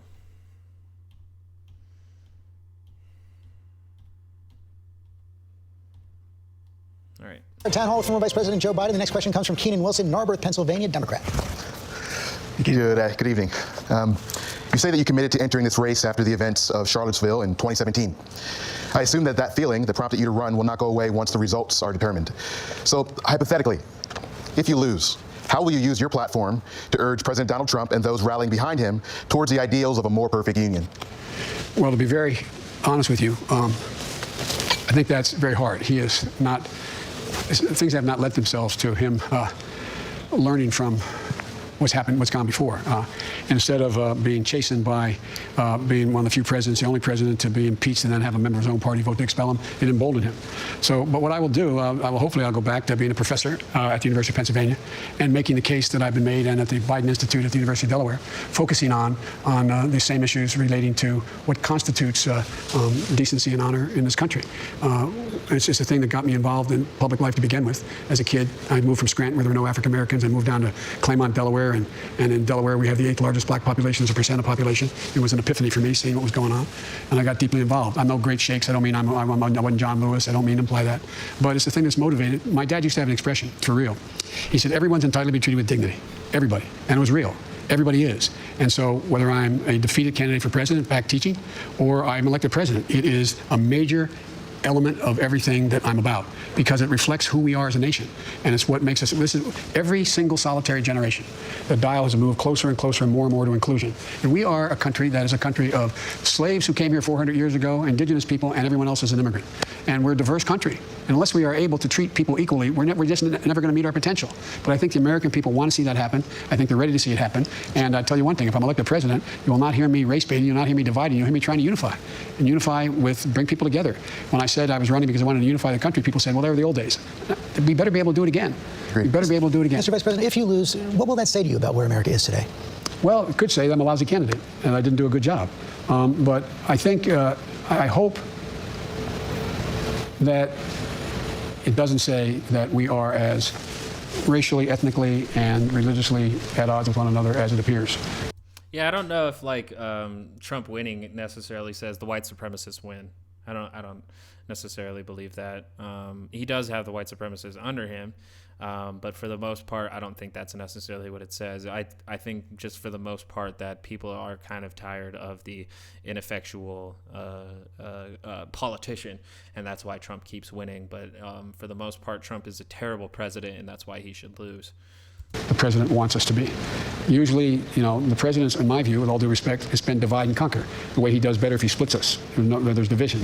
And I think people need hope. I think, look, George, I've never been more optimistic about the prospects for this country than I am today. And I really mean that. I think the people are ready. They understand what's at stake. And it's not about Democrat or Republican. If I get elected, I'm running as a proud Democrat, but I'm going to be an American president. I'm going to take care of those who voted against me as well as those who voted for me, for real. That's what presidents do. We got to heal this nation because we have the greatest opportunity of any country in the world to own the 21st century. And I get his thing that he wants to unify the country, but unfortunately he didn't answer the question about racial justice. And the thing is that the Black Lives Matter movement is definitely searching for a bit of defunding the police, and that just really means that we have to refocus our resources into the police away from militarizing them and creating a police state that could then be used by the next despot. But yeah, he is focusing on the message of unifying, but he isn't necessarily answering the question of how we are going to get racial justice in this country, because it's something that we give little increments of and then kind of skirt away from it because, well, we've done our job for today. Wash your hands real quick. But, it's always about incremental change with liberals, but it's still not quite enough to actually pull the country far enough into an egalitarian state. We're divided. One more break. We'll be right back. So it's the unifying message, but it doesn't necessarily let us know exactly how he's going to bring egalitarianism into this great nation in order for people to have equal opportunity beyond just getting a job. All right. During that town hall meeting, he was asked several times whether he took a COVID test the day of your last debate. You're supposed to have another debate a week from tonight. Just two quick questions. Do you expect that debate to happen? Will you demand that President Trump take a test that day and that it be negative before you debate? Yeah, by the way, before I came up here, I took another test. I've been taking every day, the deep test, the one that go most. And because I wanted to be able to, if I had not passed that test, I didn't want to come here and not, expose. I've taken that one, that goes up your nose too, because I had come into contact with someone who had COVID. And boy, oh boy, is that one uncomfortable. That one is extremely uncomfortable. And you know what? I don't think Trump would ever do that unless he was forced to. Expose anybody. And I just think it's just decency to be able to determine whether or not you're clear. And it's not. I'm less concerned about me, but then the guys at the cameras, the people working in the Secret Service guys you drive up with, all those people. And so yes, I believe he'll do that. Look, I'm going to abide by what the commission rules call for. I was prepared to debate him remotely, which was supposed to happen, and he said he wouldn't do that, a virtual debate or a town hall. He didn't want to do that. I didn't set those rules. The commission set the rules. So whatever rules they set, and I'm confident that the Cleveland Clinic is the one overseeing it. I think they're going to not let happen what happened last time. They're going to demand that it's safe. But you expect to be there? Oh, I expect to be there. Mr. Vice President, thank you for your time tonight. Thank all the questioners here. It was really terrific questions. I think you did a service to our democracy tonight. Thank you very much. I want to go back to my colleague David. You're in New York. All right, George, thank you. So there you have it, the ABC News Town. I think what's really fascinating here, though, is that I really want to see them actually have the debate to where microphones could be muted, and that way we actually can get clear and concise answers, because Trump's strategy isn't going to change. I mean, even during his town hall meeting, he was still pretty disruptive and annoying. I'm playing the debate still here a little bit because I thought those voters socially distanced in the audience, Republicans, Democrats, and some undecideds. They asked him about the pandemic, whether he'd take a vaccine if ready before year's end. He said yes if the scientists are behind it. He was asked if they're still asking him more questions, but the anchors are just talking over it. he would raise taxes on the wealthy and Americans. What that meant, how this was handled. Yeah, he's still he will have a clear answer on this by election. So the question tonight is, what is Joe Biden? He knows that they think these He's are still answering campaign questions. feels that he shines in these moments, that he does best. Dude, that is so fascinating. He's still answering questions right now, and they're just talking over him. About Donald Trump, this was a night for him, Joe Biden, to connect with voters and talk about how he would be changing their futures. Yeah, as you rightly point out, Mary, a lot more about policy and plans moving forward than we heard from really either candidate in that first debate after the shouting match sort of erupted and really never ended as that debate played out in front of America. Dude, why is that happening right now? If he's still answering questions, just cut to that. If he ever really did pay just $750 in federal income taxes, he was... They're talking about Trump while Biden is answering more voters' questions. What the fuck is going on, ABC? And he was asked whether or not he owes that money to foreign entities. Seemingly said he's still... All right, of the I'm going to fast forward some more, because I thought this was longer than it is.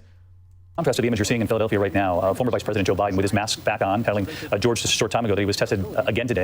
They're still doing it. They're even acknowledging that he's What the fuck, man? Why would you just go to this fucking pundit dickery? Stands on expanding the court. On the other side, Donald... Rather than just having more of the vice president answering questions. Direct democracy being ignored for talking heads and their bullshit. All right, it went to commercial. I am so frustrated with how that ended. Are you fucking kidding me? He's literally answering more questions than he needed to. And you know what they do? They talk over him. And then they talk about the president. And they talk about his town hall. What the fuck, dude? Seriously. You could have gotten some more here. They even have more of him in there. Vice President, I want to get right to our roundtable, a virtual roundtable of sorts. Rahm Emanuel, ABC. They're just, oh my God, dude. What fucking hackery is that shit? My lord. All right. So for the most part, like I said, and it still remains the same, Biden is the most mediocre, middle of the road candidate that we could have gotten. He did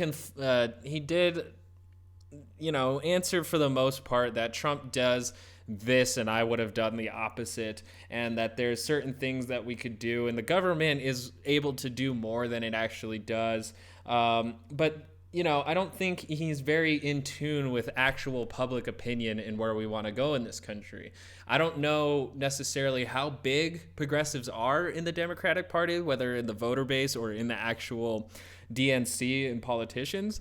But, the progressive movement itself is growing. So we could see it, especially after Trump continues to if he wins again and exacerbates more of our issues, we could see progressivism growing even harder, and another candidate like Joe Biden, or maybe even Kamala Harris trying to run after that. It's just not going to be enough, because people are going to want to see much more radical change. And that's the thing about a Trump presidency, is that he is bringing that more radical change. It's just in the facade of conservatism, when it's, when I analyze it, it's much more proto-fascism.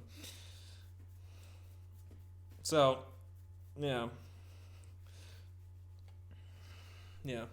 But for the most part, I think Joe Biden at least did a much better job of being a civil, decent politician. I still don't agree with his policies, and I'm sure drone strikes are still going to be an issue, one that we didn't even talk about in this debate.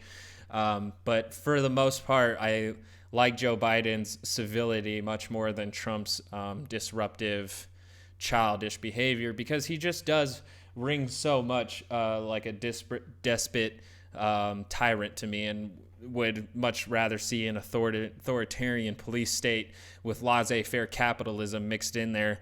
And Joe Biden still wants to mitigate a bit of a welfare program to kind of help the growing poor community as wealth inequality continues to rise, and it will continue to rise. There's no way that that's ever going to change, because for the past, 50 to 60 years, that's just the trajectory we've been going in. So I hope that was informative for you. I will have these videos uploaded on YouTube, the channel being poordom Rebel. And then I'll get these uploaded onto the podcast, wherever you listen to your podcasts. It's TOX News, baby, where we suck out the toxicity from your blood and spit it back in the eye of the man. From inside the crumbling castle, I have been your host, As a Wave. That's me on Twitter, @AsAWave, AZAWAV. Hit me up. I want to hear more from you guys. I don't know if you actually exist. If you do, please give me a follow and, hit me up in my mentions and all of that jazz. But if you're not feeling it, then don't do it. That's cool too. But I want to thank you for joining me. I'm about to kick this crumbling castle into the abyss and say goodnight, and I love you. Please, for the love of your Lord and our Savior. I don't know what any of that means. I want to have more conversations to understand who my listeners are, but fuck it. For the sake of love thyself and thy neighbor, and please I fucking love you, and please stay healthy, stay radical, and expect change. Don't let it beat you down. I know these candidates are terrible if you live in America, but for the most part, we have to just continue to build the idea infrastructure of progressive change and making radical change and expecting the profit motive not to be the A1 steak sauce of America and start moving into the human motive. So again, thank you for joining me, and we are exiting out again with King Gizzard and the Lizard Wizard and the crumbling castle. I